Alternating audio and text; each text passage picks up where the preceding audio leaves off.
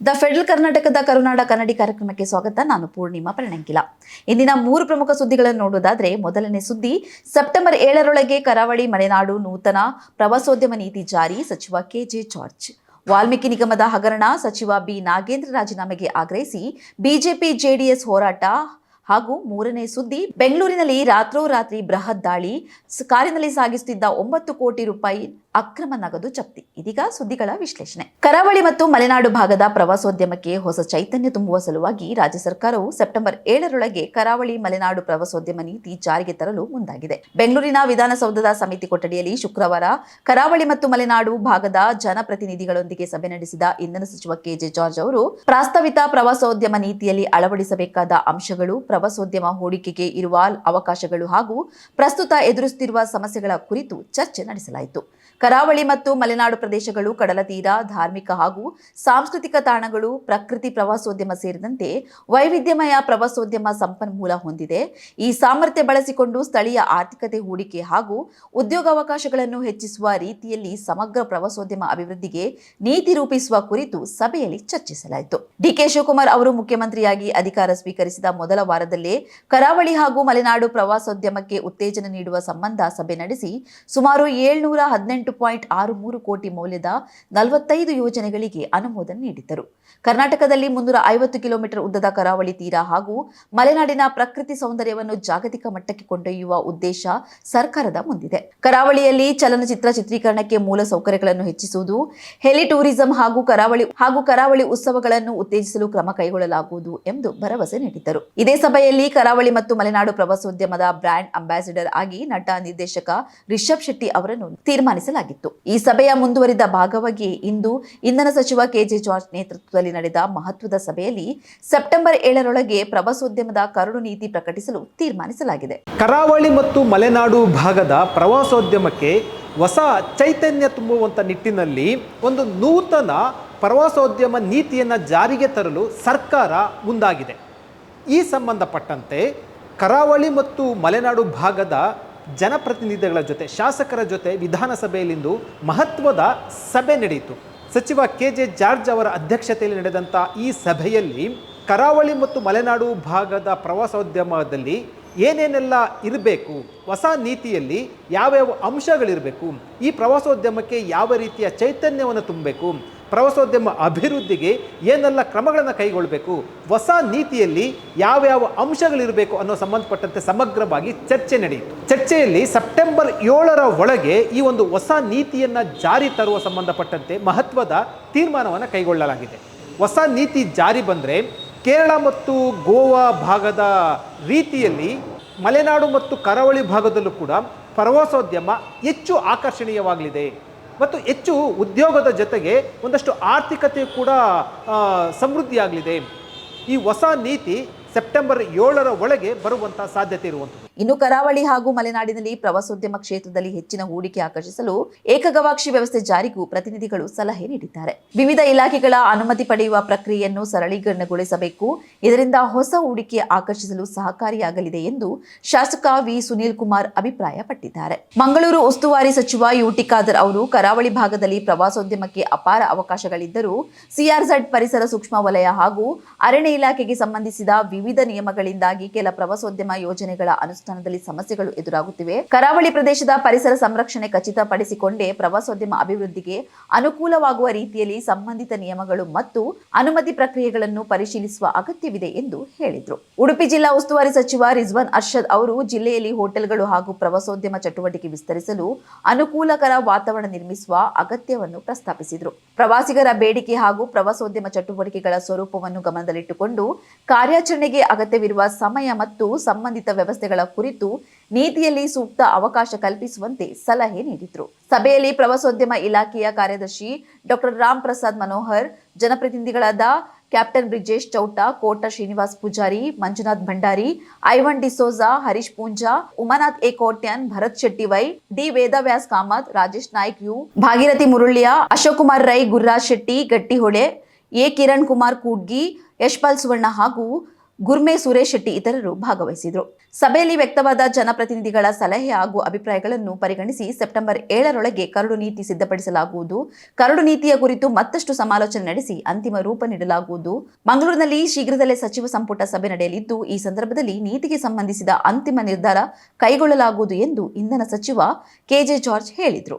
ಈ ನೀತಿ ಸಮಗ್ರವಾಗಿ ಜಾರಿಯಾದರೆ ಗೋವಾ ಮತ್ತು ಕೇರಳ ಮಾದರಿಯಲ್ಲಿ ಕರ್ನಾಟಕದ ಕರಾವಳಿ ಹಾಗೂ ಮಲೆನಾಡು ಜಾಗತಿಕ ಮಟ್ಟದಲ್ಲಿ ಪ್ರವಾಸಿ ತಾಣಗಳಾಗಿ ಹೊರಹೊಮ್ಮುವ ಸಂಪೂರ್ಣ ಸಾಮರ್ಥ್ಯ ಹೊಂದಿದೆ. ಇದೀಗ ಎರಡನೇ ಸುದ್ದಿ.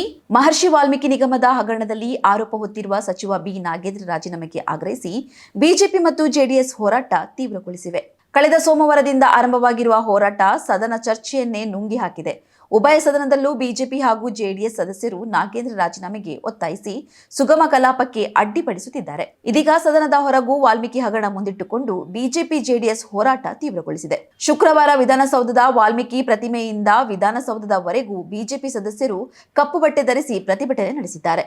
ವಿರೋಧ ಪಕ್ಷದ ನಾಯಕ ಆರ್ ಅಶೋಕ್, ಬಿಜೆಪಿ ರಾಜ್ಯಾಧ್ಯಕ್ಷ ಬಿವೈ ವಿಜಯೇಂದ್ರ ಹಾಗೂ ಉಭಯ ಸದನಗಳ ಸದಸ್ಯರು ನಾಗೇಂದ್ರ ರಾಜೀನಾಮೆಗೆ ಒತ್ತಾಯಿಸಿ ವಿಧಾನಸೌಧದವರೆಗೆ ಪಾದಯಾತ್ರೆ ನಡೆಸಿದರು. Issue is very clear. The allegation against Nagendra is very serious. The money meant for the upliftment of Dalit community has been looted by the same Nagendra. So same former Chief Minister when Siddaramaiah has dropped him from the cabinet. Why did D.K. Shivakumar re-induct him into the cabinet? So our demand is in favor of the Dalit community. We demand justice for the Dalit community. ಸುಮಾರು 1 ಕೋಟಿಗೂ ಹೆಚ್ಚು ಇರತಕ್ಕಂಥ ಕರ್ನಾಟಕದಲ್ಲಿರುವಂಥ ದಲಿತರಿಗೆ ಸೇರಬೇಕಾಗಿದ್ದಂಥ 189 ಕೋಟಿ ಹಣವನ್ನು ಕಳೆದ 3-4 ವರ್ಷದಿಂದನೂ ಕೂಡ ಹಣವನ್ನು ದಲಿತರಿಗೆ ಕೊಡದೆ ದಲಿತರಿಗೆ ಅನ್ಯಾಯ ಮಾಡ್ತಾ ಇದ್ದಾರೆ. ನಾವು ಹೋರಾಟ ಮಾಡ್ತಾ ಇರೋದು ನ್ಯಾಯಯುತ ಹೋರಾಟ, ಬಹಳ ಜೀನಿಯನ್ ಹೋರಾಟ. ನಮ್ಮ ಡಿಮಾಂಡು ಬಹಳ ವೆರಿ ಸಿಂಪಲ್. ಯಾರು ದಲಿತರ ಹಣವ ಸೇರ್ಬೇಕಾಯ್ತು ಅವರ ಕುಟುಂಬಗಳಿಗೆ, ಅವ್ರ ಮನೆ ಕಟ್ಟಕ್ಕೆ, ಎಜುಕೇಶನ್ ಲೋನ್ ಕೊಡಕ್ಕೆ, ಅವರ ಪೆಟ್ಟಿ ಅಂಗಡಿ ಇಡಕ್ಕೆ ಕೊಡಬೇಕಾಗಿತ್ತು, ಅಂಥವರ ಜೀವನವನ್ನು ಹಾಳು ಮಾಡಿದ್ದೀರಾ ನೀವು. ಈ ವೇಳೆ ಪೊಲೀಸರು ಪ್ರತಿಭಟನಾಕಾರರನ್ನು ತಡೆಯುವ ಪ್ರಯತ್ನ ನಡೆಸಿದ್ರು. ಅಲ್ಲಿಗೂ ನಿಲ್ಲದ ಬಿಜೆಪಿ ಜೆಡಿಎಸ್ ಸದಸ್ಯರು ವಿಧಾನಸಭೆ ಪ್ರವೇಶ ದ್ವಾರದ ಮೂಲಕ ಒಳನುಗ್ಗಿದ್ರು. ಈ ವೇಳೆ ಮಾರ್ಷಲ್ಗಳ ಜೊತೆ ವಾಗ್ವಾದ ನಡೆಯಿತು. ಇನ್ನು ಬಿಜೆಪಿಯ ಹೋರಾಟಕ್ಕೆ ಪ್ರತಿಯಾಗಿ ಕಾಂಗ್ರೆಸ್ ಸದಸ್ಯರು ಕೂಡ ಗಾಂಧಿ ಪ್ರತಿಮೆ ಎದುರು ಬಿಜೆಪಿ ಸದಸ್ಯರ ವರ್ತನೆ ಖಂಡಿಸಿ ಪ್ರತಿಭಟನೆ ನಡೆಸಿದರು. ಕೆಪಿಸಿಸಿ ಅಧ್ಯಕ್ಷ ಬಿಕೆ ಹರಿಪ್ರಸಾದ್ ನೇತೃತ್ವದಲ್ಲಿ ಕಾಂಗ್ರೆಸ್ ಶಾಸಕರು, ವಿಧಾನ ಪರಿಷತ್ ಸದಸ್ಯರು ಪ್ರತಿಭಟನೆಯಲ್ಲಿ ಭಾಗಿಯಾದರು. ರಾಜ್ಯದಲ್ಲಿ ತೀವ್ರ ಬರ ಪರಿಸ್ಥಿತಿ ಎದುರಾಗಿದೆ. ಸದನದಲ್ಲಿ ರಚನಾತ್ಮಕ ಚರ್ಚೆಗೆ ಅವಕಾಶ ನೀಡದೆ ನಾಗೇಂದ್ರ ರಾಜೀನಾಮೆಗೆ ಒತ್ತಾಯಿಸಿ ಬಿಜೆಪಿ ಸದಸ್ಯರು ಕಲಾಪಕ್ಕೆ ಅಡ್ಡಿಪಡಿಸುತ್ತಿರುವುದು ಖಂಡನೀಯ ಎಂದು ಕಿಡಿಕಾರಿದ್ರು. ಇದು ಯಶವಂತಪುರದ ಸಂತೆ ಅಲ್ಲ. ಭ್ರಷ್ಟಾಚಾರದ ಆರೋಪ ಸಾಬೀತಾದ್ರೆ ನಾಗೇಂದ್ರ ವಿರುದ್ಧ ಕಾನೂನಿನಂತೆ ಕ್ರಮಕ್ಕಾಗಲಿದೆ. ಕೇವಲ ಆರೋಪ ಕೇಳಿ ಬಂದ ಹಿನ್ನೆಲೆಯಲ್ಲಿ ರಾಜೀನಾಮೆ ಕೇಳುವುದು ಸರಿಯಲ್ಲ. ಹಾಗಾದ್ರೆ ಬಿಜೆಪಿಯ ಸಾಕಷ್ಟು ನಾಯಕರ ಮೇಲೆ ಕೊಲೆ, ಭ್ರಷ್ಟಾಚಾರ ಆರೋಪಗಳಿವೆ. ಹಾಗಂತ ಅವರ ರಾಜೀನಾಮೆ ಕೇಳಲು ಆಗುವುದಿಲ್ಲ.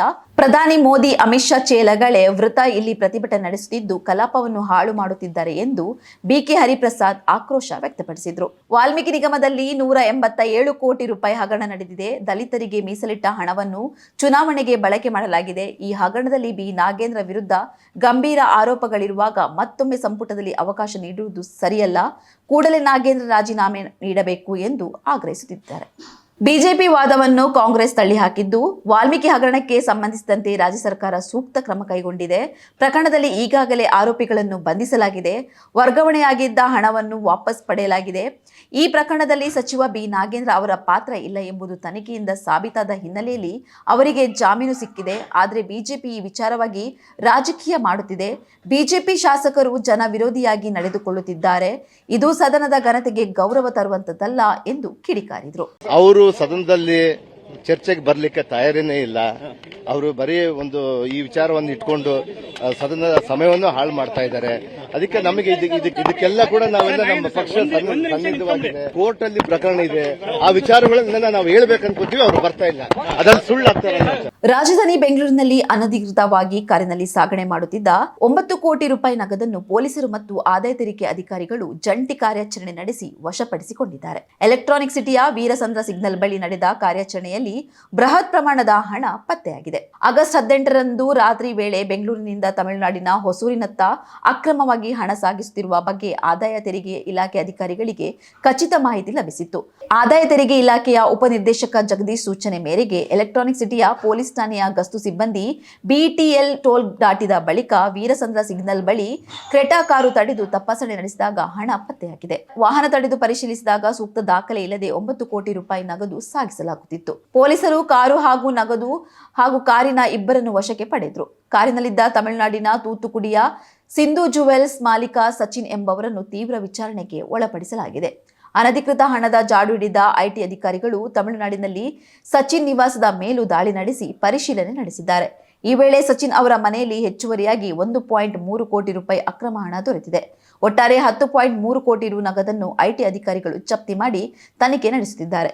ದೊಡ್ಡ ಮೊತ್ತದ ದಾಖಲೆ ಇಲ್ಲದ ಹಣ ಎಲ್ಲಿಂದ ಬಂತು, ಇದನ್ನು ಯಾರಿಗೆ ತಲುಪಿಸಲು ಸಾಗಿಸಲಾಗುತ್ತಿತ್ತು, ಇದರ ಹಿಂದೆ ಯಾವುದಾದರೂ ಜಾಲವಿದೆ ಎಂಬುದರ ಕುರಿತು ಆದಾಯ ತೆರಿಗೆ ಇಲಾಖೆ ಅಧಿಕಾರಿಗಳು ತನಿಖೆ ತೀವ್ರಗೊಳಿಸಿದ್ದಾರೆ. ಇದಿಷ್ಟು ಇಂದಿನ ಪ್ರಮುಖ 3 ಸುದ್ದಿಗಳು. ನಾಳೆ ಮತ್ತೆ ಪ್ರಮುಖ 3 ಸುದ್ದಿಗಳೊಂದಿಗೆ ನಿಮ್ಮ ಮುಂದೆ ಬರ್ತೇನೆ. ನಮಸ್ಕಾರ.